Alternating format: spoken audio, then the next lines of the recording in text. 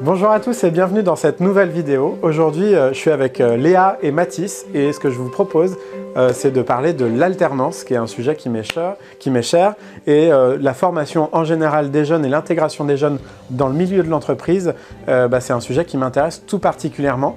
Et aujourd'hui, c'est d'avoir un peu, ce que je vous propose, c'est d'avoir un petit peu le retour de Léa et de Mathis sur un peu comment ça se passe chez deux organisations et comment ils ont organisé leur alternance. Donc bonjour à tous les deux déjà, merci. Bonjour, merci d'être dans cette vidéo. Merci à toi. Léa, je vais commencer par toi du coup. Est-ce que tu peux nous dire pourquoi tu as choisi l'alternance et qu'est-ce que tu trouves en fait finalement dans ce mode d'apprentissage?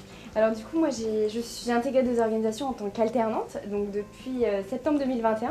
Et donc pour moi l'alternance, ça a vraiment été un apport vraiment en plus de mes cours.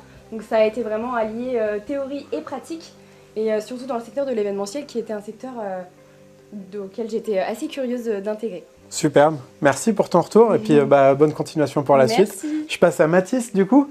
Mathis, est-ce que tu peux, maintenant que tu as un petit peu aussi de retour, te dire, essayer de te projeter dans le monde de l'entreprise peut-être de demain, et tu te dis quoi finalement, l'alternance ça te sert à mieux t'intégrer potentiellement ou comment tu vois les choses? Déjà moi ça fait, c'est la deuxième expérience professionnelle que j'ai dans l'alternance, donc déjà je me vois dans une entreprise, dans différentes entreprises, et donc je peux déjà apporter un gain potentiel sur mes prochaines expériences, que ce soit dans l'événementiel ou dans d'autres structures qui pourraient me permettre d'avoir une vie professionnelle accomplie dès le début, c'est-à-dire que tu ne vas pas arriver juste avec un bagage théorique, mais aussi avec un bagage pratique. Okay. Avec des outils qui vont pouvoir me permettre d'être performant dès le départ. C'est ça, et vraiment je rebondis sur ça, mais c'est vrai que ça permet vraiment d'avoir vraiment deux aspects d'un sujet en réel et puis également en théorie.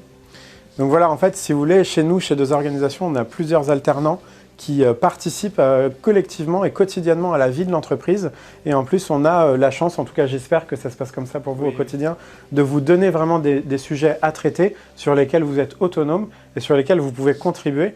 Et après, bien sûr, on est là pour essayer de vous encadrer, pour essayer de vous apporter aussi les bonnes structures pour ne pas vous lâcher complètement dans la nature, mais finalement prendre en autonomie, en assurance, et demain apporter du contenu aussi, et aussi demain vous permettre de vous insérer facilement sur le marché du travail.